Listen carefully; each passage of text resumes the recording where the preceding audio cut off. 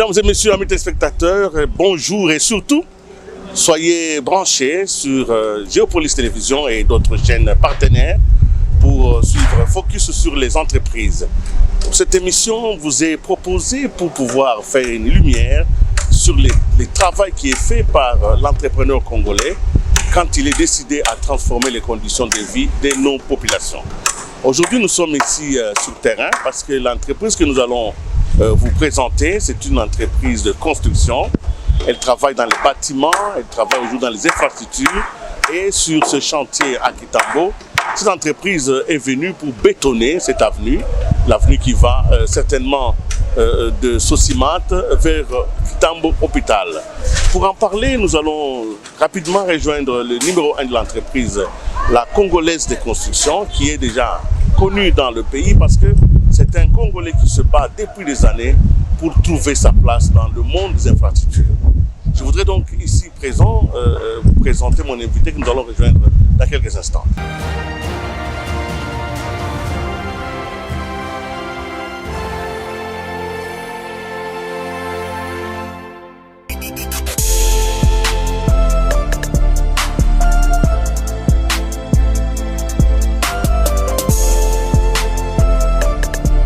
Je vous le disais, mon invité c'est M. Bonaventure Moutonji. C'est lui le numéro 1 de la Congolaise des constructions. Un homme qu'on ne présente plus, un visage familier, même si pour aujourd'hui son visage est un peu blanchi par le travail et surtout par l'expérience. Monsieur Bona, bonne année 2022. Merci de nous donner cette interview. Je vous remercie et je vous souhaite aussi bonne année. Nous sommes ici sur un chantier où vous venez. Nous sommes en plein travail parce que nous sommes en train de bétonner cette avenue, ce qui est quand même la preuve que des choses peuvent changer. Dites-nous d'abord où est-ce que nous sommes et qu'est-ce qu'on y fait. Bon, nous sommes sur l'avenue Oya, et ça, on a un contrat sur Oya 1 et Oya 2. Oya 1 commence au rond-point Safricas jusqu'à l'hôpital Kitambo et Oya 2 de l'hôpital Kitambo jusqu'à Kitambo Magasin. Nous sommes dans un projet qu'on appelle zéro trou. C'est-à-dire que pour essayer de fluidifier la circulation au niveau de cette partie de la capitale. Le projet Zéro Trou, vous le savez, ça a été lancé par le gouvernement de la République au travers du ministère des ITPR. On en parle beaucoup. Peut-être qu'on se plaignait que rien n'est fait sur le terrain, mais là nous sommes véritablement en train de voir les Zéro Trou se faire. Alors, vous êtes une entreprise congolaise. Les gens se plaignent déjà en disant que les entreprises congolaises n'ont pas de marché quand il y a la sous-traitance. Comment vous avez fait? Non, avec la nouvelle politique du gouvernement, c'est d'essayer de prendre quelques entreprises congolaises et d'essayer de les mettre un peu sur orbite. Vous savez, c'est une très bonne expérience que le gouvernement a prise ces derniers temps par rapport à ce que le chef de l'État a dit. Il faut faire participer les entreprises congolaises à l'édification de notre pays.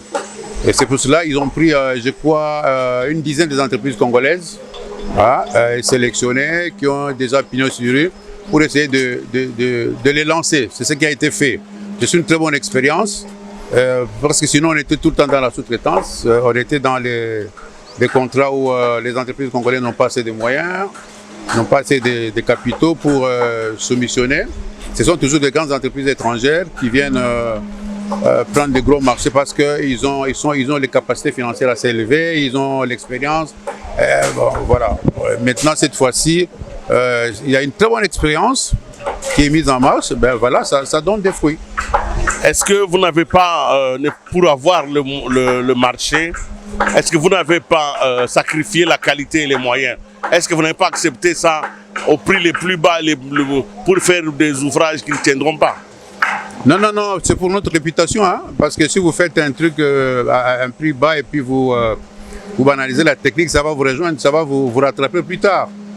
Non, nous avons fait le prix, c'est un prix moyen qu'on a discuté avec le gouvernement, mais c'est le prix de l'OVD qui n'arrange pas beaucoup plus les entreprises parce qu'on n'y gagne pas beaucoup. Bon, maintenant, comme il n'y a pas assez de marché, on est en train d'évoluer petit à petit avec l'OVD.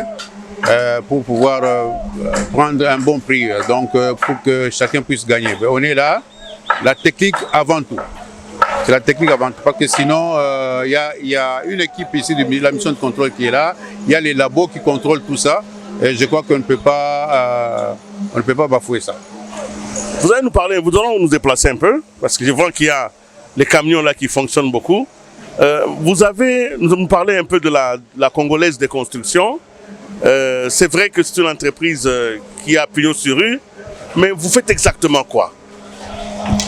En fait, nous sommes dans les génies civils, hein, et construction des bâtiments et des génies civils. Notre société, c'est une société générale de construction. Pour l'instant, nous sommes sur le projet Zéro Trou.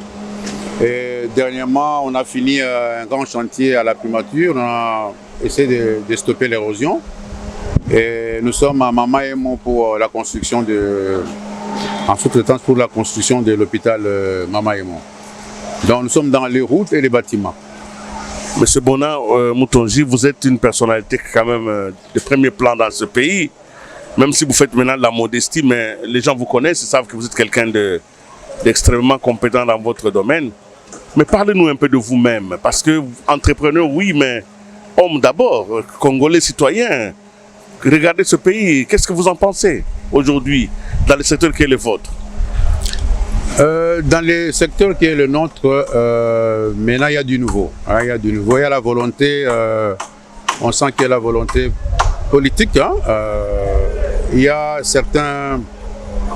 On sent que le président a la volonté politique pour faire avancer notre pays dans notre secteur. Vous avez vu avec les différents programmes qui ont évolué à pas de tortue, maintenant, cette fois-ci, on a pris de l'envol. Hein, parce qu'au début, c'était difficile, mais maintenant, il y a de l'envol. Moi, je suis un entrepreneur congolais, je suis un ingénieur en bâtiment et travaux publics. Voilà, donc... mais vous savez aussi que le secteur qui est le vôtre, c'est celui où la corruption est parmi les maladies les plus dangereuses, parce que on parle des rétrocommissions, on parle des marchés des gré à gré. C'est en fait le secteur qui a le plus tué la réputation du pays. Est-ce que nous pouvons nous en sortir? Est-ce qu'avec la nouvelle volonté affichée, nous pouvons y arriver? Oui, vous savez que le président lui-même avait dit qu'il est étonné. Ce n'est pas seulement dans notre secteur, parce que le secteur qui était le secteur phare quand le président a pris les fonctions, hein, il fallait à tout prix faire... il avait vraiment la volonté d'amener le pays à un très haut niveau. Bon, il y a eu ce qu'il y a eu. Vous savez que la corruption est partout. Lui-même, le président l'avait dit. Il est étonné du niveau de la corruption. Pourquoi il y a cette corruption dans notre pays? Vous savez le pourquoi. Mais dites-nous, vous savez un peu pourquoi? Non, on ne corrompt pas. Donc, on écoute parce que c'est difficile, parce que c'est un problème de mentalité d'abord. Problème mental pour notre pays. Les gens ne veulent pas travailler, les gens veulent la facilité. Il faut travailler. Et quand tu veux la facilité, tu corromps. C'est ça le problème.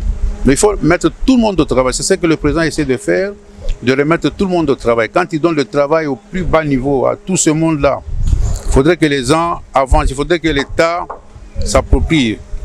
Donc, donne des marchés et que les marchés soient payés normalement. Quand on paie normalement ces marchés, par exemple pour ce projet ici, quand on met un projet en marche, il faut que les fonds soient à côté. Et on ne peut pas tâtonner. Parce que quand tu commences les tâtonnements, c'est compliqué. Vous savez aussi un problème ici dans notre pays, c'est que quand, par exemple, nous les entrepreneurs, j'ai un marché, je préfinance ce marché. Et à la fin, je termine ce marché, j'ai pris les crédits à la banque et l'État ne paye pas. Ce sont les problèmes. Ou l'État te donne les acomptes, ou te donne un marché, il te paye et tu n'exécutes pas les travaux. Donc c'est compliqué, il y a de part et d'autre, c'est question de mentalité. Toi tu termines les travaux, l'État ne te paye pas. Mais quand l'État te paye avant, tu ne travailles pas. Donc il faudrait que les gens changent de mentalité. Vous comprenez, c'est question de mental. Il faut qu'on change de mental, il faut qu'on éduque. Tu vois à l'université, il y a le cours de citoyenneté qui est donné par le professeur Toussaint Chilombo.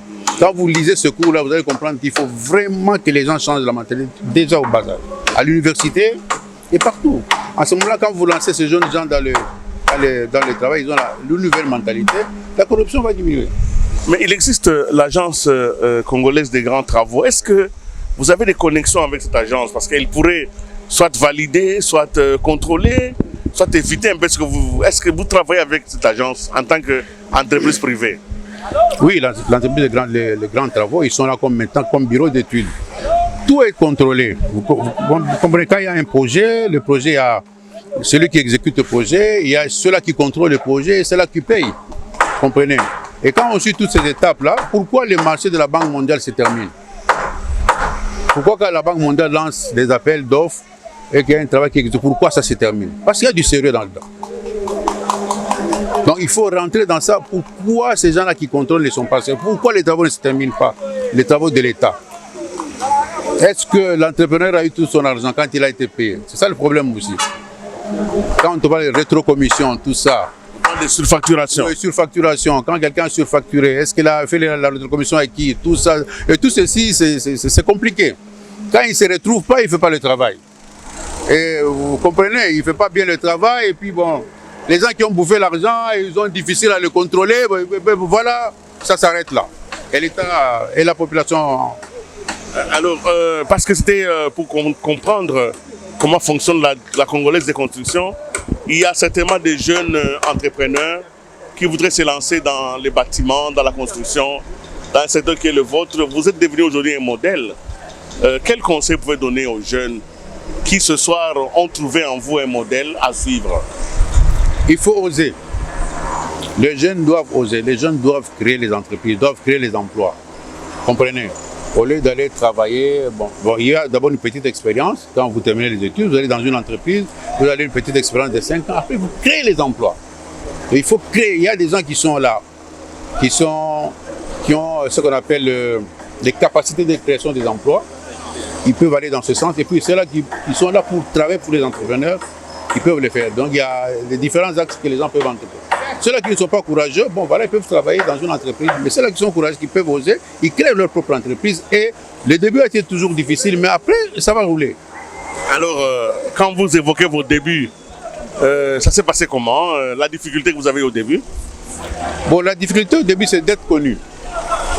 Il y a le facteur chance aussi. Être au bon endroit au bon moment aussi, ça compte. Le facteur... des oreilles qui suivent au bon moment. Oui, il faut être branché, il faut chercher, il faut rechercher le marché.